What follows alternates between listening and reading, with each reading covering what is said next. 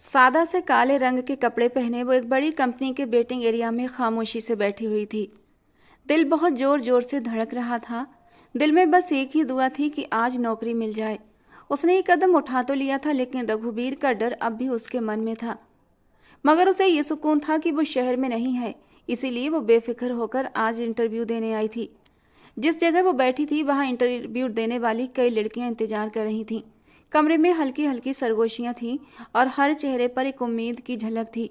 उसने सोच लिया था कि नौकरी मिलते ही वो कुछ न कुछ करके अपने परिवार का पेट पालती रहेगी और रघुबीर को अपनी जिंदगी से बेदखल कर देगी, जो उसकी जिंदगी में जबरदस्ती अपना हक जमा कर बैठ गया था। रघुबीर का ख्याल आते ही उसकी आंखों में दो आंसू आए थे, जो गालों पर फिसल पड़े। उसने जल्दी से उन आंसुओं को साफ कर लिया था। वो कमजोर नहीं पड़ना चाहती थी। उसे उस इंसान से नफरत थी, सख्त नफरत। अगर उसे एक खून माफ होता तो वो रघुबीर का ही करती। रघुबीर के ख्याल से उसका गला तक कड़वा हो गया था। उसने दिल ही दिल में उस इंसान के मरने की दुआएं तक मांगी थीं, जिसने उसकी जिंदगी को नर्क बनाकर रख दिया था। रोशनी की नजरें दरवाजे की ओर जमी हुई थीं, जहां से इंटरव्यू के लिए उम्मीदवारों को बुलाया जा रहा था। वक्त धीरे धीरे गुजर रहा था और उसके दिल की धड़कनें भी बढ़ रही थीं। लगभग 1 घंटा बीत चुका था और उसका नंबर बस आने ही वाला था कि तभी अचानक उसने एक जानी पहचानी खुशबू महसूस की थी, जिसने उसे चौंका दिया। दिल डर के मारे सिमटने लगा था। उसने फौरन अपनी नजरें उठाकर दाईं ओर देखा। सफेद कुर्ता ब्लैक जीन्स के साथ पहने, कंधों पर काली शॉल डाले, रघुबीर मजबूत कदमों के साथ उसकी ओर बढ़ रहा था। उसके चेहरे पर वही सख्ती, गुस्सा और दबदबा था जो रोशनी को हमेशा डरा कर रख देता था। वो अपनी शानदार पर्सनालिटी के साथ कदम उठाता हुआ उसके करीब आ रहा था और उसके हर कदम की आहट के साथ रोशनी का दिल धड़कना भूल गया। वो घबराकर अपनी जगह से खड़ी हो गई। उसकी आंखें हैरत से फैल गईं और होंठ कांपने लगे। वो तो गांव में था, फिर यहाँ कैसे पहुंचा? और उसे किसने खबर दी कि वो नौकरी के लिए इंटरव्यू देने आई है? उसकी हथेलियां पसीने से भीगने लगीं। रघुबीर करीब आया और ऊपर से नीचे तक उसे बड़ी ही गहरी नजरों से देखा था। फिर बहुत ही सख्त लहजे में बोला, तुम यहाँ क्या कर रही हो? किसकी इजाजत से आई हो? उसका अंदाज वही था, रौब जमाने वाला। जी तो चाहा अभी सामने खड़े इंसान को खरी खरी सुना दे कि मेरी जो मर्जी मैं वो करूं। तुम कौन होते हो? लेकिन वो कुछ कह न सकी, क्योंकि उसके पैरों में बेड़ियां जो पड़ी थीं, और वो बेड़ियां पहनाने वाला कोई और नहीं बल्कि खुद रघुबीर ही तो था। वो उसके साथ अनचाहे रिश्ते में बंधी हुई थी। रोशनी ने घबराहट में जवाब दिया, मैं इंटरव्यू देने आई थी। उसके शब्द कांप रहे थे और वो नजरें झुका चुकी थी। कॉरिडोर में मौजूद सभी लोग उन्हें ही देख रहे थे, जिससे वो और भी बेचैन हो गई। रघुबीर ने सख्ती से पूछा, तुम्हें नौकरी की क्या जरूरत पड़ गई? और तुम्हें पता भी है कि इसका अंजाम क्या होगा? उसके लहजे में गुस्सा और तल्खी छुपी हुई थी। रोशनी ने हिम्मत जुटाकर कहा, मुझे जरूरत है इसकी, इसीलिए। लेकिन उसकी आवाज में यकीन कम और डर ज्यादा था। रघुबीर ने गुस्से से उसका बाजू पकड़ा और उसे खुद के करीब करते हुए कहा, तुम्हें यह देखकर मेरा दिमाग इस वक्त इतना खराब है कि मेरा बस चले तो मैं तुम्हारी जान निकाल लूं, लेकिन क्या करूं, मजबूर हूं। तुम्हारी जान भी मेरे लिए बहुत कीमती है, इसलिए तुम्हारी जान बख्शी कर रहा हूं। अब चलो यहाँ से। उसका लहजा आग उगल रहा था। उसने रोशनी को सख्ती से पकड़कर जबरदस्ती गाड़ी की ओर ले जाने लगा और वो उसे जो ना करना चाहती थी कुछ कह न सकी। वहां मौजूद लोग घबराकर अपनी जगह से खड़े हो गए। कुछ ने हिम्मत करके रघुबीर को रोकने की कोशिश भी की, लेकिन उसके साथ मौजूद गार्ड्स और उसके रौब को देखकर सभी चुपचाप उसे रास्ता देते चले गए। रघुबीर ने रोशनी को गाड़ी के अंदर धक्का दिया और खुद ड्राइविंग सीट संभाली। पीछे गार्ड्स की गाड़ी भी उसके साथ थी। गाड़ी के अंदर एक गहरी खामोशी छा गई। सिर्फ इंजन की गूंज ही उस खामोशी को तोड़ रही थी। रोशनी की नजरें झुकी हुई थीं और उसका दिल तेजी से धड़क रहा था। रघुबीर की निगाहें भले ही सड़क पर थीं, लेकिन उसका चेहरा गुस्से से तमतमा रहा था। गाड़ी तेज रफ्तार से सड़कों पर दौड़ रही थी और रघुबीर की पकड़ स्टीयरिंग पर और भी कसती जा रही थी। रोशनी उस पल का इंतजार कर रही थी जब वो अपने घर पहुंच जाएगी और इस अजीबोगरीब स्थिति से निकल जाएगी। उसने एक पल के लिए रघुबीर की ओर देखा, मगर तुरंत नजरें झुका लीं। वो इतना गुस्से में था कि उसकी मांसपेशियां तक तन गई थीं और उसकी नसें साफ उभर रही थीं। आप जो कुछ कर रहे हैं बहुत गलत कर रहे हैं। आपको कोई हक नहीं मेरे साथ ये सब। रोशनी के होंठों से टूट टूट कर शब्द निकले थे। हथेली से आंसू साफ करते हुए वो नाराजगी से अपने दिल की बात सामने बैठे पत्थर दिल इंसान से कर रही थी। और रघुबीर जो पहले से ही बहुत गुस्से में था, गुस्से के मारे उसकी मुट्ठियां स्टीयरिंग व्हील पर कस गई थीं। एक झटके से उसने गाड़ी साइड पर रोकी थी। टायरों के चरमराहट की आवाज के साथ गाड़ी रुकी थी और उतनी ही तेजी से रोशनी का दिल भी धड़क उठा था। क्या गलत कर रहा हूं मैं तुम्हारे साथ? इज्जत से तुम्हें अपनी पत्नी बनाना चाहता हूं और ये बात भी तुम्हें रास नहीं आती? तुम क्या चाहती हो, मैं जबरदस्ती तुम्हें उठाकर ले जाऊं? अगर मुझे इस तरह गुस्सा दिलाया तो ये भी कर गुजरूंगा, समझी? तब तुम कह सकती हो कि हाँ मैं तुम्हारे साथ गलत कर रहा हूँ। और हाँ, इन आंखों पर रो रो कर जुल्म मत करो। मेरी किसी भी चीज को तकलीफ पहुंचाओगी तो मैं सह नहीं पाऊंगा और तुम्हारे वजूद का एक एक अंग सिर्फ और सिर्फ मेरा है। कहते कहते उसने उसे बाजुओं से पकड़कर अपनी ओर खींचा था और वो जो बेध्यानी में बैठी थी एक झटके से उसके चौड़े सीने से आ लगी थी। अब उसके गालों पर आए आंसुओं को अपने हाथों से साफ करते हुए वो बारी बारी दोनों आंखें चूम गया था। तुम्हें मेरी मोहब्बत दिखाई नहीं देती, सिर्फ गुस्सा दिखाई दे जाता है। आखिर क्यों? कितनी मोहब्बत करता हूँ तुमसे, एक बार महसूस करके तो देखो। मेरे दिल की धड़कनों को तो सुनो। वो जुनूनी होता उसकी गर्दन में अपना चेहरा छुपाने लगा था, जबकि उसके संदाज पर रोशनी का दिल धक से हुआ था। प्लीज घर चलें, वो उसकी बाहों से निकलने लगी। चले जाएंगे, इतनी जल्दी क्या है? वो अब मदहोश होने लगा था। कितने दिनों बाद रोशनी उसे यूं तन्हाई में मिली थी और उसके जज्बात उसे देखकर बहकने लगे थे।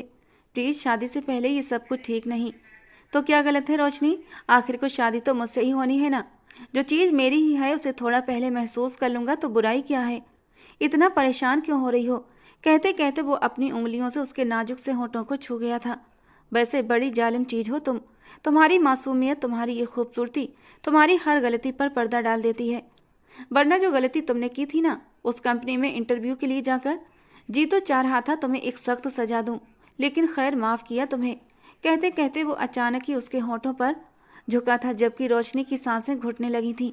ये पहली बार था जब रघु उसके इतना करीब आया था और इतना करीब आने पर रोशनी सहम गई थी। आज तक उसने किसी मर्द को अपने करीब नहीं आने दिया था। रघु से उसका ऐसा जायज रिश्ता भी तो न था जब वो उसके इतने करीब आता। उसने एक झटके से उसे दूर करते हुए उसके गाल पर एक थप्पड़ रखा था। मत भूलें कि आपके साथ मेरा कोई जायज रिश्ता नहीं है जो आप मेरे साथ इतना करीब आ रहे हैं। वो अपने होठों को अपनी हथेली से रगड़ते हुए गुस्से से बोली थी, जबकि उसके इस तरह थप्पड़ रखने पर रघुबीर गुस्से से आग बबूला हो उठा था। उसने आगे बढ़कर उसे बालों से दबोचा। बहुत पर निकल आए हैं तुम्हारे, तुम्हें मोहब्बत रास ही नहीं आती। तो ठीक है, मेरे जुनून को सहने की आदत डाल लो। ये कहते हुए उसने दोबारा से रोशनी को खींचकर करीब किया था और पूरी शिद्दतों से उसके होठों की नरमी चुराने लगा। और पूरी तरह सुकून पाने के बाद ही उसने उसे खुद से अलग किया था और अगले ही पल बहुत ही तेजी से गाड़ी रोड पर भगा ले गया। उसके गुस्से को देखकर वो डर से कांप उठी थी। कई बार रास्ते में उन दोनों का एक्सीडेंट होते होते बचा था। कुछ ही पलों बाद गाड़ी रोशनी के घर के सामने आकर रुकी थी। रघुबीर ने झटके से दरवाजा खोला और सख्त अंदाज में कहा, निकलो। रोशनी ने जल्दी से गाड़ी से बाहर कदम रखा और घर की ओर बढ़ने लगी। उसे अब पछतावा हो रहा था कि वो इंटरव्यू देने गई ही क्यों। उसे किसी छोटे मोटे स्कूल में ही नौकरी कर लेनी चाहिए थी। उसकी माँ ने भी तो समझाया था, लेकिन हमेशा की नासमझ रोशनी न कभी किसी की बात समझ पाई और ना ही अपनी बात किसी को समझा पाई, खासकर रघुबीर को। उसके सामने तो उसकी आवाज ही बंद हो जाती थी। रघुबीर ने पीछे से कदम आगे बढ़ाते हुए ठंडी मगर खतरनाक आवाज में कहा, मेरी मर्जी के बिना घर से कदम बाहर निकाल कर तुमने बहुत बड़ी गलती की है रोशनी, और आज मैं तुम्हें बताऊंगा कि मैं क्या चीज हूँ। तुम्हें क्या लगता है कि मेरी बातें मजाक हैं, कि मैं बेकार की बकवास करता हूँ? रोशनी का दिल धड़कना भूल गया। वो तो समझ रही थी रघुबीर उसे दरवाजे पर छोड़कर चला जाएगा, लेकिन उसने उसे सख्ती से पकड़ लिया और घर के अंदर ले जाने लगा। उसके पैरों तले से जमीन निकली थी। क्या कर रहे हैं आप? मेरा हाथ छोड़ें और आप अपने घर जाएं, मैं घर खुद ही चली जाऊंगी। ये हाथ छोड़ने के लिए नहीं था माँ, ये हाथ पूरी जिंदगी मेरे हाथों में रहेगा, समझी तुम? अब चलो अंदर। वो उसे खींचते हुए अंदर की तरफ बढ़ने लगा। उसने उसे गुस्से से खींचते हुए बरामदे में ला पटका। रोशनी हड़बड़ाकर जमीन पर गिर पड़ी और उसके हाथ छिल गए। दर्द से वो करहा उठी। उसकी आंखों से आंसू अपने आप गिरने लगे। रघुबीर की सांसें गुस्से के मारे तेज हो रही थीं। चेहरा गुस्से से लाल हो चुका था। उसने उंगली उठाकर रोशनी की तरफ इशारा किया और गरजते हुए कहा, अगर दोबारा मेरी इजाजत के बिना घर के बाहर कदम रखा तो बहुत बुरा होगा। तुम्हारे बाप से तो मैं अच्छे से बात करूंगा, लेकिन तुम्हारी हिम्मत कैसे हुई घर से बाहर निकलने की? तुम मेरी मिल्कियत हो और हमारे परिवार की औरतें इस तरह बाहर नहीं निकला करती। रोशनी ने रोते हुए कहा, ये मेरी जिंदगी है, मुझे अपने घर को संभालना है और मैं आपकी जायदाद नहीं हूँ। मैं एक इंसान हूँ, कोई सामान नहीं जिसे आप अपनी मिल्कियत कह रहे हैं। आज वो फट पड़ी थी। उसकी आवाज़ में एक बेबसी थी जिसने रघुवीर को और भी गुस्से से भर दिया था। उसने गुस्से से अपनी जेब से कई हजार के नोट निकाले और रोशनी के सामने फेंक दिए। नोट जमीन पर बिखर गए। रोशनी ने बेबसी से उन्हें देखा। रघुवीर ने झुककर रोशनी की ठोड़ी को सख्ती से थाम लिया और उसकी आंखों में घूरते हुए कहा, तुम्हारी सारी जरूरतों को पूरा करने के लिए मैं मौजूद हूँ। जिस भी चीज़ की जरूरत हो तो मुझे बताओ, लेकिन अगर तुमने इस घर की दहलीज पार की तो मैं तुम्हें जान से मार दूंगा। तुम मेरी इज्जत हो और मेरी इज्जत इस तरह सड़कों पर नहीं घुमा करती। पहले भी समझाया था, अब भी समझा रहा हूँ। पैसों के लिए अपना आप किसी के सामने उजागर किया तो तुम्हें बहुत सख्त सजा मिलेगी। इसके बारे में तुमने कभी सोचा भी नहीं होगा। रोशनी का दिल डर से कांप उठा था और आंसू उसके गालों पर बहने लगे। शोरगुल सुनकर उसकी माँ सरोजनी बरामदे की दहलीज पर आई। उनके चेहरे पर बेबसी और डर के भाव थे, लेकिन वो कुछ कहने की हिम्मत नहीं जुटा पा रही थी।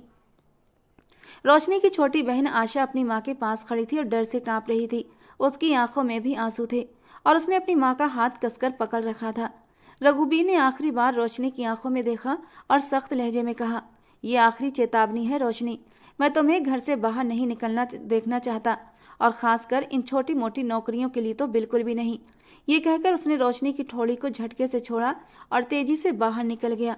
उसे बिल्कुल भी पसंद नहीं आया था कि रोशनी एक पर्सनल सेक्रेटरी की जॉब के लिए उस कंपनी में गई थी। वो उस कंपनी के बॉस को अच्छी तरह जानता था कि वो कितना रंगीन मिजाज आदमी था। उसका तो ये सोच कर ही खून गुस्से के मारे खौल रहा था। अगर आज वो रोशनी को बाहर नहीं देखता तो यकीनन उस कंपनी का बॉस रोशनी की मासूमियत और खूबसूरती को देखकर उसे अपनी पर्सनल सेक्रेटरी जरूर रख लेता, और उसके बाद वो रोशनी के साथ क्या करता ये रघुबीर को अच्छे से पता था। और यही सब सोचकर रघुबीर का दिमाग घूमा था। रास्ते में वो रोशनी की खूबसूरती में मदहोश हुआ था, लेकिन रोशनी के थप्पड़ मारने पर वो फिर से गुस्से से आग बबूला हुआ था और ना चाहते हुए भी रोशनी के साथ सख्त रवैया अपनाने पर मजबूर हो गया था। बरामदे में एक गहरी खामोशी छा गई थी। रोशनी जमीन पर बैठी रो रही थी। रघुबीर एक आखिरी सख्त नज़र उस पर डालकर लंबी चाल चलता हुआ उस छोटे से घर से बाहर निकल गया था, और उसके जाते ही रोशनी अपनी बेबसी पर और भी ज़्यादा फूट फूट कर रोने लगी थी। जैसे ही वो गया, सरोजनी जी और आयशा दौड़कर रोशनी के पास आई थीं। सरोजनी जी ने उसे जमीन से उठाया और पास के तख्त पर बिठा दिया। रोशनी के हाथ छिल गए थे और उसका चेहरा आंसुओं से तर था। सांसें बेतरतीब थीं और दिल में एक अजीब सा बोझ महसूस हो रहा था। रोशनी ने अपने चेहरे को हाथों में छुपाते हुए जोर जोर से रोना शुरू कर दिया। ये सब मेरे साथ क्यों हुआ मम्मी? मेरी जिंदगी में ये इंसान क्यों आया? वो अपनी तकदीर को कोस रही थी। हर आंसू उसकी बेबसी की गवाही दे रहा था। मैंने उस इंसान के साथ अपनी पूरी जिंदगी नहीं गुजारनी मम्मी, मुझे उससे छुटकारा चाहिए। सरोजनी जी ने रोशनी के सर पर हाथ रखा और नरमी से कहा, बेटा ये भगवान की मर्जी है। ये इंसान तुम्हारे नसीब में था तभी तुम्हारे साथ है। उनकी आवाज़ में एक दिलासा था, लेकिन रोशनी के दिल को इससे कोई सुकून न मिला। आशा, जो अपनी बहन को इस हाल में देखकर पहले ही रो रही थी, गुस्से से बोली, उन्हें कोई हक नहीं कि वो मेरी दीदी के साथ ऐसा सलूक करें। मैं ये बर्दाश्त नहीं कर सकती। सरोजनी जी ने सख्त लहजे में आशा को डांटते हुए कहा, चुप रहो आशा, तुम नहीं जानती कि तुम्हारे कहने से क्या हो सकता है। अगर तुम्हारे पापा को पता चला कि तुम लोग रघुबीर के खिलाफ हो और कुछ भी बोल रही हो तो वो हम सबकी जान ले लेंगे। आशा ने हैरानी और गुस्से से माँ की ओर देखा। लेकिन मम्मी, ये जुल्म है, ये हमारी जिंदगी है, हमें अपनी जिंदगी जीने का हक है। सरोजनी जी ने गहरी सांस ली और धीमे से कहा, बेटा तुम नहीं समझती, रघुबीर तुम्हारे पापा को अपनी मुट्ठी में कर चुका है। उसने पहले ही विपुल जी को पैसे देकर उन्हें खरीद लिया है। हम बेबस हैं, अब कोई चारा नहीं। ये सुनकर रोशनी के दिल पर एक और चोट लगी। वो बेख्तियार रोने लगी और तख्त से उठकर अपने कमरे की ओर बढ़ गई। आंखों में आंसू, दिल में दर्द। वो दरवाजे तक पहुंची और अंदर जाकर दरवाज़ा बंद कर लिया।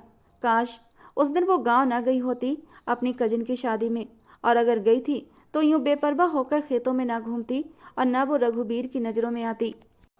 6 महीने पहले वो अपने परिवार के साथ गांव गई थी। उसकी ज़िंदगी बहुत सादी और खुशहाल थी। ये एक आम बात थी जब वो अपनी कजिन की शादी में शामिल होने के लिए अपने माँ बाप के साथ गांव गई थी। मौसम खुशनुमा था, खेतों में हरियाली थी और आसमान पर हल्के हल्के बादल घूम रहे थे। वो खुद खेतों में खेलते हुए एक हसीन लम्हे की तलाश में थी, जब अचानक उसकी नज़र एक काले रंग के शलवार कुर्ता पहने मजबूत शरीर वाले आदमी पर पड़ी, जो खेतों के पास खड़ा था। बहुत खूबसूरत और रौबदार लग रहा था। वो कुछ पलों के लिए उसका ध्यान बस उसी पर अटक गया था। उस वक्त तक वो उसके बारे में कुछ भी नहीं जानती थी, लेकिन वो लम्हा उसकी जिंदगी का एक नया मोड़ साबित हुआ था। वो आदमी रघुवीर, जो एक ताकतवर खानदान से संबंध रखता था और गांव के बड़े जमींदार का बेटा था। रोशनी को उसकी नज़रें महसूस हुईं और उसे एहसास हुआ कि कुछ तो गलत होने वाला है, लेकिन वो उस वक्त इतनी समझदार नहीं थी कि इस लम्हे की अहमियत को समझ सके। रघुवीर की नज़रें उस पर टिकी हुई थीं। उसे देखकर वो आंखें झपकाना भूल चुका था। ऐसा मासूम हुस्न उसने आज तक नहीं देखा था। उसकी नज़रों से अब रोशनी को उलझन होने लगी थी। वो जल्दी से उसकी नज़रों से ओझल हो गई। वो अपनी सहेलियों के साथ मस्ती करते हुए नहर की तरफ आ गई थी और नहर का ठंडा पानी देखकर उसका मन मचल उठा और फिर बिना सोचे समझे उसने नहर में छलांग लगा दी। उसे तैरना नहीं आता था। कुछ ही देर में वो नहर में डूबने लगी। उसकी सहेलियों ने चीख पुकार मचाई तो रघुवीर, जो भी कहीं पास में ही था, उनकी चीख सुनकर फौरन भागा चला आया और नदी में कूदकर रोशनी को अपनी बाहों में उठाकर बाहर लाया। उसका भीगा वजूद रघुवीर के मन में आग लगा चुका था। उसका स्पर्श उसके एहसास को वो अपने अंदर तक उतार चुका था। उसने दिल में पक्का फैसला कर लिया कि शादी करेगा तो इसी लड़की से। वो गांव का सबसे खूबसूरत और पढ़ा लिखा नौजवान था। उसके रिश्ते के लिए हर लड़की सपने देखती होगी, लेकिन उसने अपने दिल में सिर्फ और सिर्फ रोशनी को बसाया। लेकिन वो गांव की पुरानी रिवायतों में जकड़ा हुआ इंसान था। वही जुनूनी अंदाज, वही गुस्सा, वही रौब और वही दबदबा। रोशनी उसके सामने भीगी हुई हालत में नजरें झुकाए खड़ी थी। अगले ही पल उसने अपने कंधों से चादर उतारकर उसके ऊपर डाल दी थी और एक गहरी नज़र उस पर डालता हुआ वहां से चला गया था, जबकि रोशनी कितनी ही देर तक उसे जाता देखती रही थी। उस वक्त तक उसके दिल में उस इंसान के लिए एक नरम गोशा पनपने लगा था, लेकिन जैसे जैसे 2-3 बार मुलाकात हुई थी, वो उसके जुनून को देखकर डर चुकी थी। वो शुरू से ही उस पर अपना हक समझने लगा था। न किसी से हंसकर बातें करने देता, न किसी से मिलने देता। उसका ये जुनूनी अंदाज देखकर रोशनी अंदर से डर गई। शादी खत्म होते ही वो फौरन अपने माँ बाप के साथ शहर लौट आई, लेकिन उस दिन के बाद उसकी जिंदगी में कई अजीबोगरीब घटनाएं होने लगीं। गांव से वापस आने के बाद उसे कई दिन तक अपने मोबाइल पर अनजान नंबर से कॉल्स आने लगीं।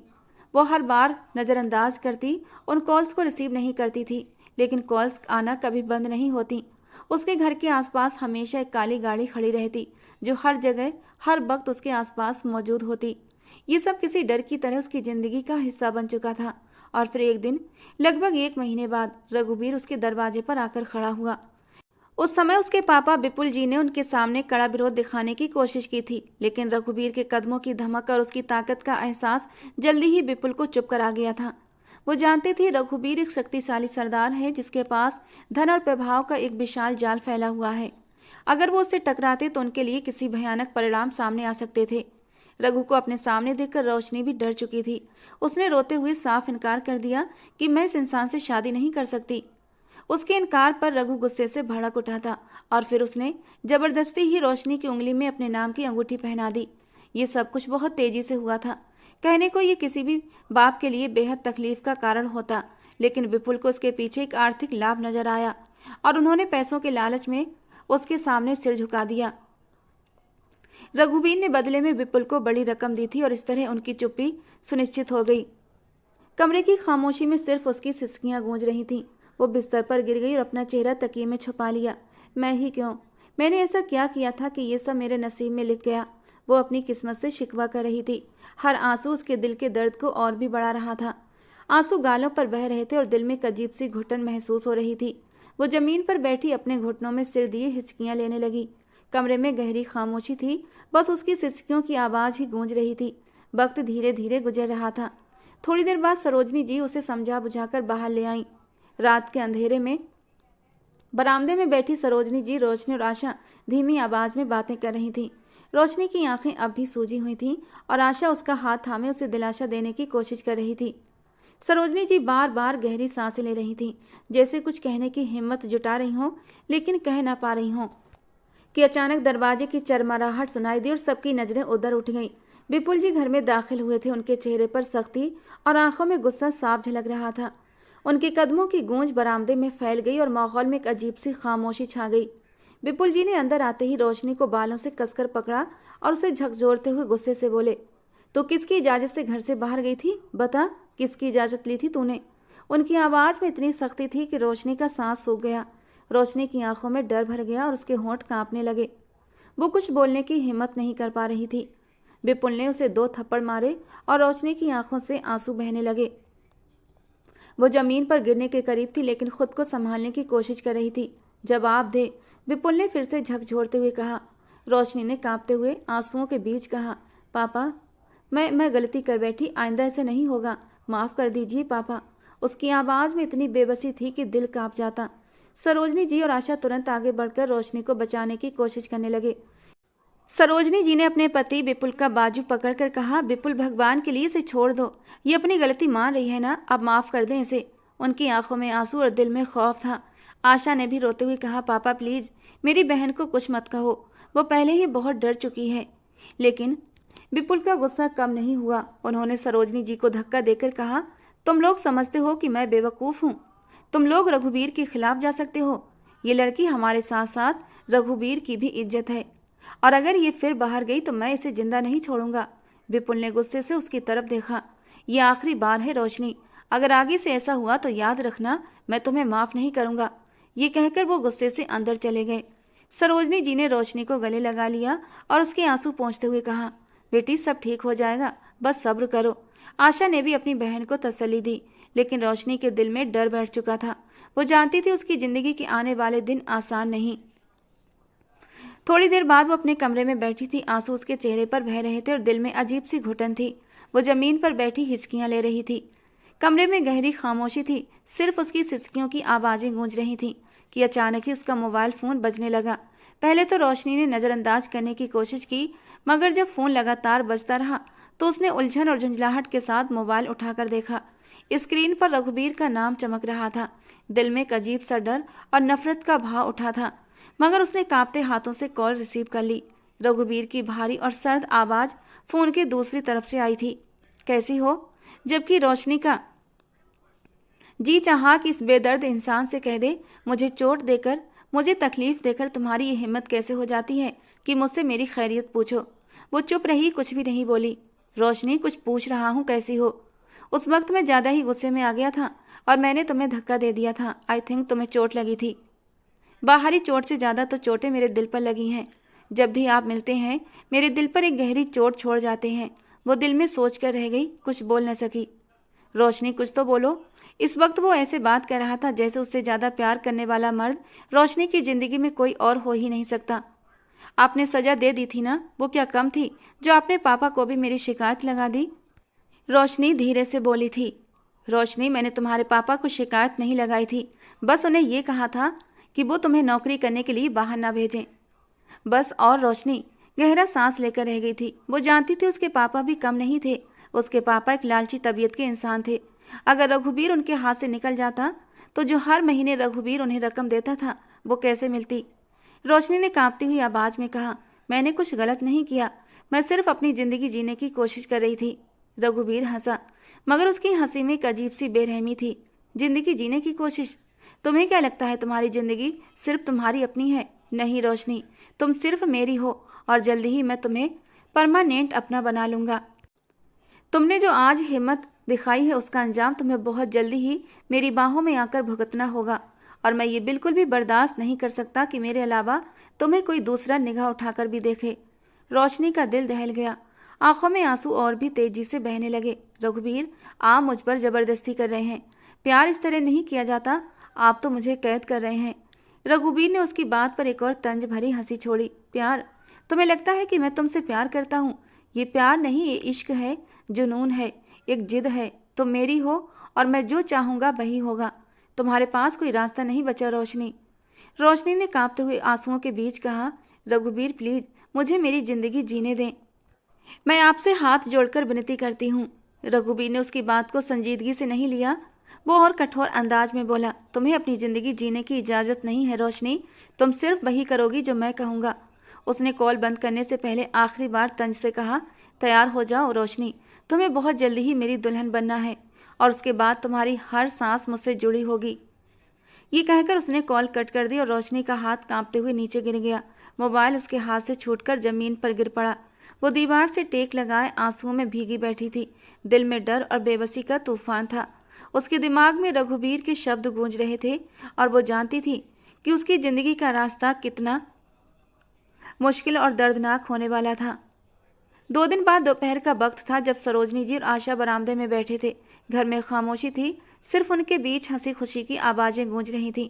अचानक दरवाजे पर दस्तक हुई, जिससे दोनों माँ बेटी चौंक गईं। आशा ने दरवाजा खोलने के लिए कदम बढ़ाए और सरोजनी जी ने हैरानी से दरवाजे की ओर देखा, क्योंकि इस वक्त उनके घर पर किसी का आना उम्मीद के परे था। आशा ने दरवाजा खोला तो कुछ रौबदार मर्द खड़े थे, जो सफ़ेद और काले कुर्ते पैजामे में थे। वे कोई और नहीं बल्कि रघुबीर के ताऊ, पिता और चाचा थे। उनके पीछे रघुबीर खुद खड़ा था, अपनी शानदार पर्सनालिटी के साथ। उसके साथ उसकी दादी भी खड़ी थी। उन सबके चेहरों पर एक गंभीरता थी, जिससे ये साफ झलक रहा था कि कोई खास बात होने वाली है। आशा ने तुरंत अपना दुपट्टा ठीक करते हुए उन लोगों को नमस्ते किया और एक तरफ हो गई। वे सभी एक एक करके अंदर आ गए और उनके लिए बैठक का इंतजाम बरामदे में ही कर दिया गया। कुछ देर तक बरामदे में खामोशी छाई रही। रघुबीर अपनी टांग पर टांग रखकर इस अंदाज में बैठा था जैसे वो कोई शहजादा हो। उसे अच्छी तरह पता था किसी पर हक जताना किसे कहते हैं। दादी ने सरोजनी जी की तरफ देखते हुए बातचीत शुरू की। हम यहाँ शादी की तारीख तय करने आए हैं। उनकी आवाज़ में गहरी खामोशी थी। रघुबीर के पिता, ताऊ और चाचा के चेहरों पर भी गुस्सा और नाखुशी साफ झलक रही थी। वे नहीं चाहते थे रघुबीर की शादी किसी साधारण परिवार में हो, लेकिन मजबूरी में उन्हें यहाँ बैठना पड़ रहा था। उनकी आंखों में नाराजगी थी और अंदर एक बेचैनी थी, क्योंकि वे अपने बेटे के लिए एक अमीर खानदान की बहू चाहते थे। दादी अभी अपनी बात पूरी करती या सरोजनी जी कोई जवाब देती, इससे पहले ही विपुल जी अंदर आ गए। उनके चेहरे पर एक और लालची सी मुस्कान थी। उन्होंने दरवाजे के पास खड़े होकर सबको आदरपूर्वक नमस्कार किया और फिर रघुबीर की तरफ देखते हुए उसका हालचाल पूछने लगे। रघुबीर ने बस एक नज़र विपुल जी पर डाली और उसी नज़र में सब कुछ साफ हो गया था कि अब ये मामला किस तरह संभाला जाएगा, क्योंकि उसे पता था कि शादी में सबसे बड़ा हाथ विपुल जी का ही था। उसने बड़े ही आसानी से विपुल जी के जरिए रोशनी को अपने साथ एक रिश्ते में जोड़ लिया था। विपुल जी तुरंत दादी जान की ओर देखते हुए चापलूसी भरे अंदाज में बोले, आपको आने की तकलीफ क्यों उठानी पड़ी दादी जान? बस आप हमें एक फ़ोन कर देती, हम खुद आपके पास चले आते। दादी जान ने घमंड भरी मुस्कान के साथ उनकी ओर देखा और बोली, रिश्तेदारी निभाने के लिए कहीं ना कहीं तो जाना ही पड़ता है। अब तुम्हारे इसी छोटे से घर में भी आना पड़ गया। खैर, मैं बेकार की बातें नहीं करूँगी। मैं अगले हफ्ते की शादी की तारीख तय कर रही हूँ।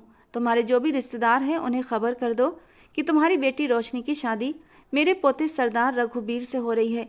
ये कहकर उन्होंने अपने बड़े बेटे की ओर देखा, जिसने तुरंत अपनी माँ की नीयत समझते हुए 20 लाख का चेक काटा और विपुल जी की ओर बढ़ाते हुए कहा, बारातियों का स्वागत शानदार होना चाहिए, इसमें कोई कमी नहीं रहनी चाहिए, इस बात का खास ध्यान रखना। ये कहते हुए उन्होंने वो चेक विपुल जी की ओर बढ़ाया और फिर उठकर खड़ी हुई। वहीं रघुबीर ने एक चाहत भरी नज़र रोशनी के बंद दरवाजे पर डाली और मन ही मन मुस्कुराया, बहुत जल्द तुम मेरी बाहों में होगी और फिर मैं तुम्हारी सारी अकड़ तोड़ दूंगा। वो मन ही मन बोला था और अपनी दादी को संभालते हुए बाहर निकल गया। आज शादी की तारीख तय हुई थी, लेकिन ऐसा लग रहा था जैसे घर में मातम पसर गया हो। शादी की तैयारियां अपने चरम पर थीं और पूरे परिवार में हलचल मची हुई थी। हर तरफ खुशी का माहौल था, लेकिन रोशनी के लिए ये सब बेमानी था। वह कमरे में खामोश बैठी थी, मानो सब कुछ उसके सामने एक धुंधला सपना बन चुका हो। सरोजनी जी और विपुल जी ही सारी तैयारियां कर रहे थे। उनके चेहरे पर संतोष की झलक थी, लेकिन रोशनी की हालत बिल्कुल अलग थी। वो हर चीज़ से बेखबर हो चुकी थी, जैसे वो किसी और ही दुनिया में चली गई हो। परिवार के सभी सदस्यों को कार्ड भेज दिए गए थे और हर जगह ये ऐलान हो चुका था कि उसकी शादी रघुबीर से होने वाली है। लेकिन रोशनी की आंखों में एक अजीब सी खामोशी थी, जिसे शब्दों में बयान नहीं किया जा सकता। उसके दिमाग में कोई कुछ भी प्लान नहीं था, सिर्फ बेबसी और उलझन थी। इसी बीच उसका मोबाइल बजा और उसने घबराकर उस मोबाइल को उठाया। उसकी नज़रें झुक गईं जब उसने स्क्रीन पर आए मैसेज को पढ़ा। वो मैसेज रघुबीर की तरफ से था। उसमें जो कुछ लिखा था उसने रोशनी के पूरे वजूद को हिलाकर रख दिया था। अगर तुम मुझसे कल शादी करना चाहती हो और चाहती हो कि मैं इज्जत से तुम्हारे घर बारात लेकर आऊं, तो अभी इसी वक्त होटल के कमरे में आकर अपनी पवित्रता का सबूत देना होगा, और अगर तुम ना आई तो मैं तुमसे शादी नहीं करूंगा। ये शब्द मानो किसी तेज धार ब्लेड की तरह उसके दिल में उतरते चले गए थे। रोशनी का पूरा शरीर कांपने लगा। वो एक इज्जतदार परिवार की लड़की थी और उसने कभी अपनी जिंदगी में ऐसा कुछ सोचा भी नहीं था। वो घबराकर रघुबीर को कॉल मिलाती, मगर उसकी कॉल काट दी जाती। कुछ सेकंड बाद एक और मैसेज आता, अभी फ़िलहाल मैं तुमसे बात नहीं करना चाहता, क्योंकि तुम रोओगी, आंसू बहाओगी और हो सकता है मैं तुम्हारे आंसुओं से पिघल जाऊं। इसीलिए मैं तुमसे बात नहीं करना चाहता। जितना कहा गया है उतना करो, नहीं तो तुम्हारी मर्जी। इसके साथ ही होटल का एड्रेस भी आ गया। रोशनी का दिल डर से भर गया और वो कमरे के कोने में जाकर बैठ गई। उसकी आंखों से आंसू बहने लगे। दिमाग जैसे एकदम सुन्न हो गया था। वो सोचने लगी कि अगर कल बारात ना आई तो उसके पूरे परिवार की बदनामी होगी, पूरा मोहल्ला हंसी उड़ाएगा और वो सचमुच अपने परिवार के लिए जिल्लत का कारण बन जाएगी। उसने कभी नहीं सोचा था कि उसकी जिंदगी इस मोड़ पर आ जाएगी। उसे समझ नहीं आ रहा था कि ये आदमी आखिर किस बात का सबूत मांग रहा है, जबकि वो अच्छी तरह जानता था रोशनी कैसी लड़की है। लेकिन वो ये भी जानती थी अगर उसने ऐसा ना किया तो सब कुछ खत्म हो जाएगा, परिवार की इज्जत, उसका अपना सम्मान। काफी देर तक वो खड़ी सोचती रही, फिर उसने अपनी तकदीर को कबूल कर लिया और खुद को संभाला। वो जानती थी अगर कल बारात ना आई तो उसके और उसके परिवार के लिए जिंदगी बहुत मुश्किल हो जाएगी, पहले जैसी नहीं रहेगी। ये फैसला उसके दिल पर एक गहरा निशान छोड़ने वाला था। उसने सिर झुकाया और चुपचाप अपने कपड़े बदल लिए और बाहर आ गई।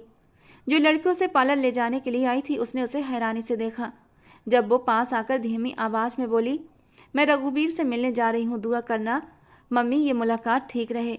सरोजनी जी ने उसे चौंक कर देखा। वो उससे सवाल करना चाहती थी कि वो इस वक्त क्यों जा रही है, लेकिन रघुवीर का नाम सुनते ही वो बिल्कुल खामोश हो गई और अपनी माँ की बेबसी देखकर रोशनी की आंखें भर आईं। दिल जोरों से धड़कने लगा। वो रिक्शे में बैठकर होटल पहुंच गई जहां रघुवीर ने उसे बुलाया था। रोशनी होटल के कमरे में दाखिल हुई। उसकी धड़कनें तेज हो चुकी थीं, क्योंकि कदमों की आहट आवाज हॉल में गूंज रही थी। उसकी नजरें कमरे के दरवाजे पर टिकी हुई थी। रिसेप्शन से पूछने के बाद जब वो रूम नंबर 206 तक पहुंची तो उसका सांस जैसे रुक सा गया था। कमरे के अंदर रघुवीर नहीं था, बल्कि सामने के सोफे पर मिस्टर सिंघानिया टांग पर टांग चढ़ाए बैठे हुए थे। वही मिस्टर सिंघानिया जिनके ऑफिस में वो उस दिन इंटरव्यू देने के लिए गई थी। वो एक कदम पलटकर जाने लगी। शायद मैं गलत कमरे में आ गई हूँ, सॉरी। कहते ही वो जैसे ही पलटने लगी, मिस्टर सिंघानिया ने लपक कर उसकी कलाई पकड़ी थी। तुम एकदम सही कमरे में आई हो मेरी जान। कहते हुए उसने एक झटके से रोशनी को अंदर खींचा था। मैंने ही तुम्हें मैसेज किया था रघु के फ़ोन से। मिलने आया था मुझसे, शादी का कार्ड देने। मौका पाकर मैंने उसका मोबाइल उठा लिया और तुम्हें मैसेज कर दिया। ऐसे कैसे वो उस मक्खन मलाई को अपने हिस्से में ले सकता है? उससे पहले थोड़ा सा हम भी तो चख लें। मेरा तो दिल तुम पर उसी दिन आ गया था जब तुम कैंडिडेट्स की लाइन में बैठी थी। मैंने तो तुम्हारे लिए नौकरी भी पक्की कर ली थी, लेकिन इससे पहले ही रघुवीर तुम्हें वहाँ से ले गया। खैर, अब तो तुम मेरे पास आ ही गई हो। वो अजीब सी नज़रों से बेहुदा शब्द बोलते हुए रोशनी को ऊपर से नीचे तक देख रहा था। 45 से 50 साल का मिस्टर सिंघानिया, जो इस वक्त रोशनी को बुरी तरह डरा चुका था। ये क्या कह रहे हैं आप? मुझे जाने दें, आप अच्छा नहीं कर रहे। अगर रघु को पता चल गया तो अच्छा नहीं होगा। उसे कौन बताएगा, तुम या मैं? जाहिर सी बात है मैं तो बताने से रहा, और मुझे उम्मीद है तुम भी नहीं बताओगी, क्योंकि अगर तुमने बता दिया तो यकीनन वो तुमसे अपना रिश्ता तोड़ देगा। आंखों देखी मक्खी भला कौन निगलता है। चुपचाप जो हो रहा है उसे हो जाने दो। उसके बाद कल तो तुमने वैसे ही रघु की दुल्हन बन जाना है, किसी को कुछ पता नहीं चलेगा। कहते कहते वो सिंघानिया उसके करीब हुआ था। इससे पहले वो उसके साथ कुछ गलत हरकत करता, एक जोरदार आवाज से दरवाजा खुला था और रघुवीर आंखों में गुस्से की चिंगारियां लिए सामने दरवाजे पर खड़ा था। रघु को देखकर रोशनी को ऐसा लगा जैसे उसका साहिबान एक घनी छांव, ठंडी छांव के रूप में उसके सामने आ गया है। वो भागकर उसके सीने से लिपट गई थी। उसकी शर्ट को मुट्ठियों में जकड़े बेतहाशा रो रही थी। रघु ने धीरे से उसे अपनी बाहों में समेट लिया था। उसके चेहरे को ऊपर उठाते हुए उसके माथे को चूम लिया था। चिंता मत करो, मैं आ गया हूँ ना। और रोशनी को ऐसा लगा कि अब वाकई सब कुछ ठीक हो गया है। रोशनी को अपने पीछे करता हुआ वो सिंघानिया की तरफ बढ़ा था। तुम्हारी हिम्मत कैसे हुई मेरी चीज पर नजर डालने की? वो मेरी है और मेरी ही रहेगी। वो तो फिर भी मेरी होने वाली पत्नी है। मेरी बेजान चीजों पर भी कोई नजर डाले तो मैं उसकी आंखें निकाल लेता हूँ। ये कहते हुए रघुवीर जोरदार घूंसा मिस्टर सिंघानिया के मुंह पर मारा था। वो लड़खड़ाकर जमीन पर गिरा था। तुम्हारी नीयत तो मैं उसी समय भाप गया था जब मैं तुम्हें शादी का कार्ड देने गया था, और तुम जिस अंदाज में रोशनी के लिए बात कर रहे थे, मुझे समझते देर न लगी कि तुम्हारे इरादे ठीक नहीं। उस वक्त तो मैंने तुम्हें जाने दिया था, लेकिन जब मेरा मोबाइल गायब हुआ और तुम्हारी ही सेक्रेटरी ने थोड़ी देर बाद लाकर मुझे मेरा मोबाइल दिया तो मुझे दाल में कुछ काला लगा था। तुमने भले से मैसेज डिलीट कर दिए थे, लेकिन मैं भी कच्चा खिलाड़ी नहीं हूँ। कुछ ही देर में तुम्हारे डिलीट मैसेज मैं ओपन कर चुका था। उसने सिंघानिया को मारते मारते अपने अंदर के सारे गुस्से को निकालना शुरू कर दिया था, जबकि सिंघानिया अब उससे माफ़ी मांगने लगा था। और फिर रोशनी के कहने पर ही वो उसे वहीं छोड़कर बाहर आ गया था। तुम्हें क्या ज़रूरत थी अकेले इस तरह होटल आने की? मैं क्या करती? आपने ही तो मुझे मैसेज करके बुलाया था। अगर ना आती तो आप शादी तोड़ देते। मैंने मैंने बुलाया था तुम्हें? वो उसे हैरान निगाहों से घूर रहा था, जबकि वो नजरें झुकाने पर मजबूर हुई थी। उसने गलती तो की थी। वो ऐसे कैसे एक मैसेज पर यकीन कर सकती थी? भले रघुबीर जिद्दी था, जुनूनी था, गुस्से वाला था, लेकिन शादी से एक दिन पहले ही वो उसे होटल क्यों बुलाता? ये बात उसके दिमाग में क्यों नहीं आई थी? वो नजरें झुकाए खड़े देखकर रघु ने गहरी सांस ली थी। आप खामोश क्यों खड़ी हो? बोल क्यों नहीं रही? लेकिन मैसेज तो आपके ही नंबर से आया था ना। और फिर जिस तरह मैसेज में धमकी दी गई थी, मैं डर गई थी। तुमसे ज़्यादा बेवकूफ़ लड़की मैंने आज तक नहीं देखी। अब चलो, खड़ी क्यों हो? कल शादी है तुम्हारी और दुल्हनी रात को गायब हो जाए, जानती हो कितनी बड़ी बात है ये? लेकिन मैं तो आपके साथ हूं ना, वो बड़ी मासूमियत से बोली थी। आज उसे रघु के साथ बिल्कुल भी डर नहीं लग रहा था। तो मेरे साथ तुम्हारा कौन सा जायज रिश्ता है जो तुम मेरे साथ सेफ हो? उसने उसकी बात को उसी के ऊपर लौटा दिया था और धीरे से उसका हाथ अपने हाथों में थाम लिया, जबकि अपनी पहले कही हुई बात पर अब रोशनी को शर्मिंदगी हुई थी। चलें, वो जल्दी से नजरें चुराती हुई आगे बढ़ी थी। इससे पहले वो होटल के डोर से बाहर निकलते बाहर तेज जोरदार तूफानी बारिश ने उनका स्वागत किया था। उफ, ये बारिश भी अभी आनी थी। वो परेशान सा हुआ था। कुछ देर इंतजार करो, बारिश कम होती है, फिर हम घर के लिए निकल जाएंगे। वो उसे लिए वहीं पड़ी कुर्सियों पर बैठ चुका था कि तभी उसका मोबाइल फ़ोन बजने लगा। आगे से न जाने क्या कहा गया था कि रघु की नसें तनने लगी थीं। गुस्से से उसकी मुट्ठियां भिज गई थीं। उसने एक नज़र रोशनी को देखा और फिर एक गहरा सांस लेकर रह गया। उसके साथ जो षड्यंत्र रचा जा रहा था, वो उसे किसी भी कीमत पर कामयाब नहीं होने देगा। सोचते हुए उसने मोबाइल बंद करके जेब में डाला। एक नज़र परेशान सी रोशनी को देखा और हाथ पकड़कर अंदर होटल में ले गया। हम कहाँ जा रहे हैं रघु? हमें तो घर चलना है ना। चुप रहो, एक शब्द भी मत बोलना। वो उसे लिए हुए रिसेप्शन पर आया था और अर्जेंटली एक रूम बुक कराया। रघु, रूम बुक क्यों कर रहे हो? हमने रुकना नहीं है, घर वापस चलना है। लेकिन वो तो जैसे कुछ सुन ही नहीं रहा था।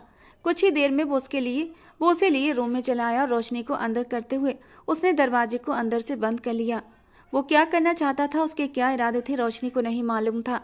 आप मुझे यहाँ क्यों लाए हैं और आप अब दरवाज़ा क्यों बंद कर रहे हैं? रोशनी को एक बार फिर डर ने घेरा था। मुझ पर विश्वास नहीं है? वो 2 कदम उसके करीब बढ़ा और कंधों से पकड़कर बोला, नहीं, हाँ। वो कभी हाँ तो कभी ना में गर्दन हिला रही थी, जबकि रघुबीर जोर से हंस पड़ा था। मोहब्बत करता हूँ तुमसे और शायद तुम मुझसे उतनी ही नफरत करती हो, लेकिन क्या करूँ, मैं अपनी चीज़ों को लेकर इतना ही टची हूँ। जानती हूँ रोशनी, अगर आज तुम मेरी ना हुई तो शायद मैं तुम्हें हमेशा हमेशा के लिए खो दूंगा, और मैं ऐसा होने नहीं दूंगा। कहते कहते वो अपने गर्म दहकते स्पर्श से उसे छूने लगा था। ये क्या कर रहे हो रघु? ऐसा मत करो, कल तो हमारी शादी हो जाएगी ना, फिर इस तरीके की बहकी बहकी हरकतें क्यों कर रहे हो? लेकिन वो तो जैसे एक ही पल में सब कुछ तय कर चुका था। आज अगर रोशनी को पा लेता तो फिर उसे कोई रोशनी से अलग नहीं कर सकता था। वो पूरी तरह उसकी नाजुकी में खोने लगा था, जबकि रोशनी की आंखों से आंसू बहने लगे थे। एक पल के लिए वो रघु पर विश्वास कर बैठी थी, लेकिन जब रघु ने उसके विश्वास को तोड़ा तो दिल टूटकर चूर हुआ था। उसके आंसुओं को महसूस करके रघु को गुस्सा आया था। रोशनी, मेरा साथ दो, इस तरह आंसू मत बहाओ। शादी की पहली रात जो कल आनी थी, उसे आज समझकर मेरे साथ पूरी तरह इन खूबसूरत पलों में डूब जाओ। वो पूरी तरह बहक चुका था, जबकि रोशनी को फरार का कोई रास्ता नजर नहीं आ रहा था। प्लीज रघु, शादी से पहले ये सब ठीक नहीं, वो आंसू पोंछते हुए अटकते हुए बोली थी और एक झटके से उससे दूर हुई। ठीक है, अगर आप सब कुछ करना ही चाहते हैं तो प्लीज मुझसे एक जायज रिश्ता जोड़ लें। कम से कम मुझे ये तो एहसास होगा कि मैं अपने पति के साथ हूँ। वो आंसू पोंछते बेबसी की आखिरी हद पर थी और रघु ने गहरा सांस लिया था। वो उसे कमरे से बाहर निकाल कर लाया और होटल में बने एक मंदिर के सामने खड़ा हो गया। रोशनी, भगवान को साक्षी मानकर मैं आज तुम्हें अपनी पत्नी स्वीकार करता हूँ। ये कहते हुए उसने एक चुटकी सिंदूर उसकी मांग में भर दिया था। मेरे ख्याल में इतना काफ़ी है, बाकी की रस्में कल पूरी करेंगे। ये कहते हुए वो रोशनी को कमरे में ले आया था और दरवाजे को बंद करके उसे बेड पर लेकर आया और पूरे हक और मान के साथ उसके वजूद में डूबता चला गया। और इस बार रोशनी ने भी मना नहीं किया था। उसने सब कुछ तकदीर के हवाले कर दिया था। उसे समझ नहीं आ रहा था कि अभी वो जो इतना अच्छा बन रहा था, अब एकदम से इतनी जल्दबाजी क्यों कर रहा था। जो अभी उसकी इज्जत को बचा कर लाया था, अब क्यों उसकी इज्जत पर दाग लगाने की कोशिश कर रहा था। उसने सब कुछ भगवान के ऊपर छोड़ते हुए अपना आप रघुवीर के हवाले कर दिया था। शादी से पहले ही वो अपनी सुहागरात मना चुका था और ये उसके प्लान का एक बहुत बड़ा हिस्सा थी। रोशनी दिन भर की थकी हारी थी। उसके जुनून और शिद्दतों को सहने के बाद वो पूरी तरह निढाल हो चुकी थी और उसकी बाहों में अब सुकून से सो रही थी। रघु ने आगे बढ़ते हुए उसके माथे को चूम लिया था और नाजुक से वजूद को अपने सीने में भींच लिया। आई एम सॉरी रोशनी, जो मैंने तुम्हें तकलीफ दी, लेकिन तुम्हें पाने के लिए मुझे अगर कुछ गलत भी करना पड़े तो मैं वो भी कर गुजरूंगा, बट तुम्हें खुद से दूर नहीं होने दूंगा किसी भी कीमत पर। अभी कुछ देर पहले जो उसके मोबाइल पर फ़ोन आया था वो किसी और का नहीं बल्कि उसके कजन और उसके सबसे अच्छे दोस्त रोहित का फ़ोन था, और उसने ही उसे बताया था कि उसने घर में होती सब बातों को सुन लिया है। और जो बातें रोहित ने रघु को बताई थीं वो एक ही पल में फैसला ले चुका था। उसके पापा, ताऊ, चाचा और दादी सभी एक कमरे में बैठे थे। दादी की आवाज़ गूंजी जो बेहद गुस्से में थी। हम अपने घर की इज्जत को गरीब लड़की के साथ बांधने की इजाज़त नहीं दे सकते। तुम लोग कुछ करो और रोशनी के परिवार को हमेशा के लिए ख़त्म कर दो। उनकी आवाज़ में इतनी सख्ती थी जैसे वो किसी बड़े फैसले पर पहुंच चुकी हों। रोहित ने ये सब बातें सुन ली थीं। उसके कदम वहीं रुक गए। उसने दरवाजे के करीब खड़े होकर पूरा मंजर सुना। उसके पापा, ताऊ, चाचा ने भी हामी भरी थी। हमें भी यही सही लगता है। हमें अपनी इज्जत बचानी है, चाहे जो भी करना पड़े। सिर्फ उसकी माँ थी जिन्होंने इस फैसले पर आपत्ति जताई थी। ऐसा मत करो, किसी की जान लेना आसान नहीं और ये बहुत बड़ा पाप है। इससे हमारी इज्जत भी खतरे में पड़ जाएगी। हमें रघुवीर से बात करनी चाहिए और ये रिश्ता यहीं ख़त्म कर देना चाहिए। सब कुछ ठीक हो जाएगा। ये सुनकर रोहित का पूरा शरीर सख्त पड़ गया। उसे ऐसा महसूस हुआ जैसे उसकी सांसें थम गई हों। वो जानता था कि उसके परिवार वाले इतने ही जालिम लोग हैं। वो रघु के ससुराल वालों को मारने में जरा भी देर नहीं लगाएंगे।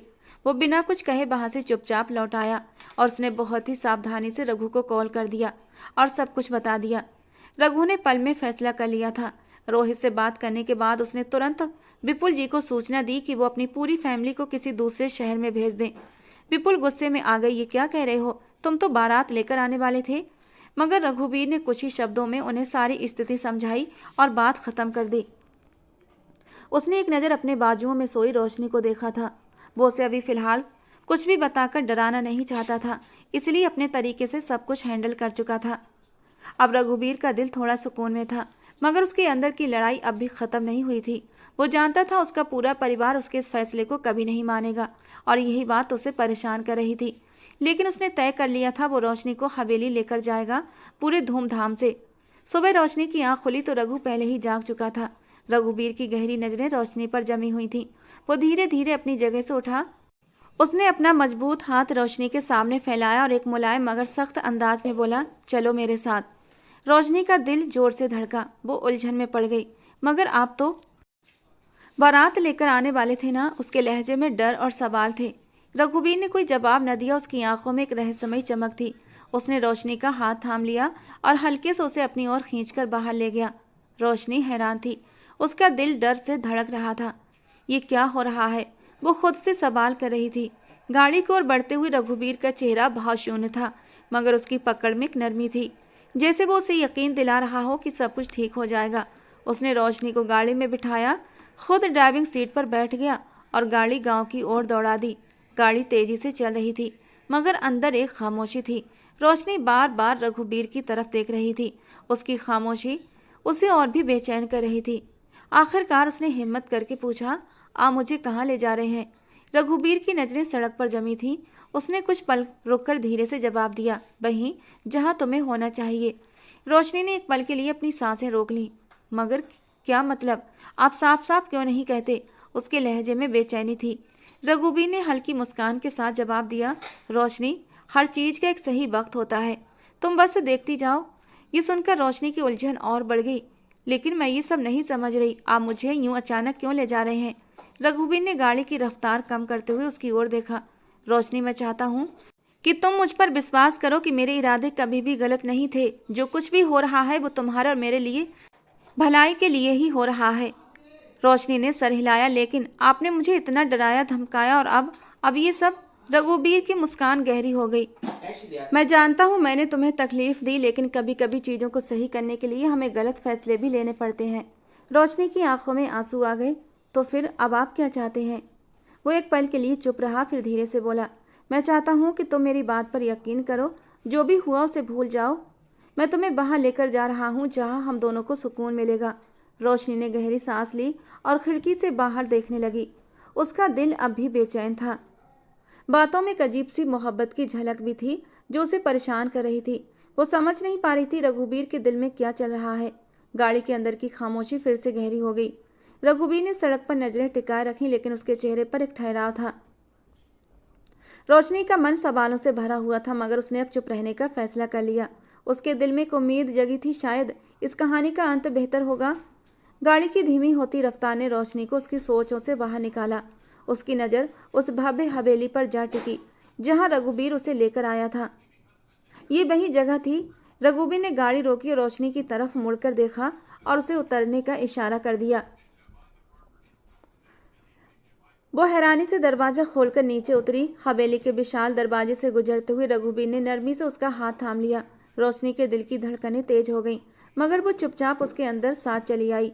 हवेली के बड़े से लॉन्ज में कदम रखते ही दादी की नज़र उन दोनों पर पड़ी। वो हैरानी से अपनी जगह से खड़ी हो गई। रघुबीर, ये क्या बदतमीजी है? दादी जान ने सख्त अंदाज में कहा। दुल्हन, वो भी शादी से पहले? रघुबीर ने रोशनी को अपने करीब करते हुए विश्वास से जवाब दिया। दादी, ये मेरी बीबी है। लॉन्ज में अचानक खामोशी छा गई। दादी के चेहरे पर हैरानी और गुस्से के मिले जुले भाव थे। तुमने हमसे पूछे बिना ये सब कर लिया? रघुबीर ने गहरी सांस ली और मजबूत अंदाज में कहा। मैंने आप लोगों की सारी प्लानिंग पता चल चुकी है। आप रोशनी और उसके परिवार के साथ क्या करने वाले थे वो मैं सब जानता हूँ, मगर ये सब अब ख़त्म हो चुका है। इस हवेली में अगर किसी ने भी मेरी बीबी को नुकसान पहुँचाने की कोशिश की तो मैं ये भूल जाऊँगा कि मेरा आपसे कोई रिश्ता है। दादी ने गुस्से से कहा। रघुबीर, तुम जानते हो कि तुम क्या कह रहे हो? बिल्कुल दादी, मैं जानता हूँ कि मैं क्या कह रहा हूँ। मैं इस खानदान का मुखिया हूँ और ये मेरी पत्नी है। उसने रोशनी की तरफ इशारा किया जो अब भी अविश्वास की स्थिति में खड़ी थी। बारात तो नहीं गई, लेकिन कल रिसेप्शन जरूर होगा। रघुबीर ने अपनी बात पूरी की और रोशनी का हाथ हल्के से दबाया। रोशनी ने हैरानी से रघुबीर की तरफ देखा। वो समझ नहीं पा रही थी ये सब कैसे हुआ, मगर उसकी बातों में जो सुरक्षा और प्यार का एहसास था उसने रोशनी के दिल में एक नई उम्मीद जगा दी। रघुबीर की बातों ने दादी को चुप करा दिया, लेकिन उनकी आंखों में गुस्से की लपटें अब भी जल रही थीं। रिसेप्शन की रात हवेली के बगीचे को खूबसूरती से सजाया गया था। जगह जगह फूलों की खुशबू और जगमगाती रोशनियों ने माहौल को मंत्रमुग्ध कर दिया था। मेहमान धीरे धीरे आ रहे थे। हर कोई इस नई दुल्हन खानदान की बहू को देखने के लिए बेताब था। रोशनी कमरे में आईने के सामने खड़ी थी। गहरे लाल जोड़े में बेहद खूबसूरत लग रही थी, मगर दिल की धड़कनें तेज थीं। उसे समझ नहीं आ रहा था कि माहौल का हिस्सा कैसे बने। उसके अंदर डर और अनिश्चितता की लहरें उठ रही थीं। चलो, सब तुम्हारा इंतजार कर रहे हैं। रघुबीर की आवाज़ ने उसकी सोचों को तोड़ दिया। उसने मुड़कर देखा तो रघुबीर दरवाजे पर खड़ा मुस्कुरा रहा था। वो उसकी तरफ बढ़ा और नरमी से उसका हाथ थाम लिया। रोशनी ने धीरे से कहा, मैं नहीं जानती मैं ये सब कैसे कर पाऊंगी। रघुबीर ने उसके हाथों को थामते हुए कहा, तुम्हें कुछ करने की ज़रूरत नहीं, बस मेरे साथ चलो। वो उसे लेकर नीचे बगीचे में आया। रोशनी की नज़रें झुकी हुई थीं, लेकिन वो महसूस कर रही थी कि सबकी निगाहें उस पर टिकी हुई हैं। रघुबीर ने उसे अपने करीब किया और मेहमानों के सामने लाकर खड़ा कर दिया। ये है रोशनी, मेरी पत्नी, इस हवेली की ठकुराइन। रोशनी हैरानी से उसकी ओर देखने लगी। उसे यकीन नहीं हो रहा था कि वो इस तरह से सबके सामने उसे अपना रहा था। उसने खुद को पीछे हटाने की कोशिश की, लेकिन रघुबीर ने नरमी से उसका हाथ थामे रखा। रोशनी, आज से तुम इस हवेली की मालकिन हो। मैं चाहता हूँ तुम्हें हमेशा याद रहे कि तुम मेरी जिंदगी का सबसे कीमती हिस्सा हो।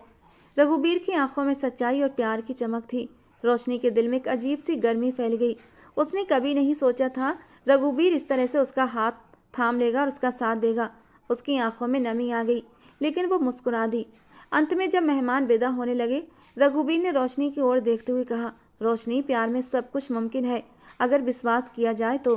रोशनी ने सिर झुकाते हुए नरमी से जवाब दिया, मैं समझ गई कि प्यार में ज़बरदस्ती नहीं होती, बल्कि साथ देने के लिए दिल जीते जाते हैं। प्यार और विश्वास ही जिंदगी के सफ़र को खूबसूरत बनाते हैं। ज़बरदस्ती या डर से कोई रिश्ता नहीं टिकता।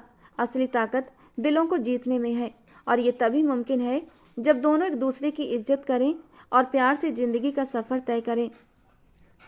हर इंसान के प्यार करने का अंदाज अलग हो सकता है। शायद आपका अंदाज भी कुछ हटके है, लेकिन मुझे पसंद है और मैं भगवान से प्रार्थना करती हूँ मेरे लिए आपका ये जुनून, ये मोहब्बत कभी कम ना हो। कहते हुए उसने सुकून से अपना सर रघु के कंधे पर टिका दिया था और खुलकर मुस्कुराई थी। रघु ने भी उसके सर पर अपने होंठ रखकर उसे अपने प्यार का एहसास कराया था। तो दोस्तों, आज की हमारी कहानी आपको कैसी लगी कमेंट बॉक्स में ज़रूर बताना। पसंद आई हो तो प्लीज़ लाइक करना। रोज़ एक नई कहानी सुनने के लिए हमारे चैनल को सब्सक्राइब करना। मिलते हैं दोस्तों अगली किसी नई रोमांटिक कहानी के साथ।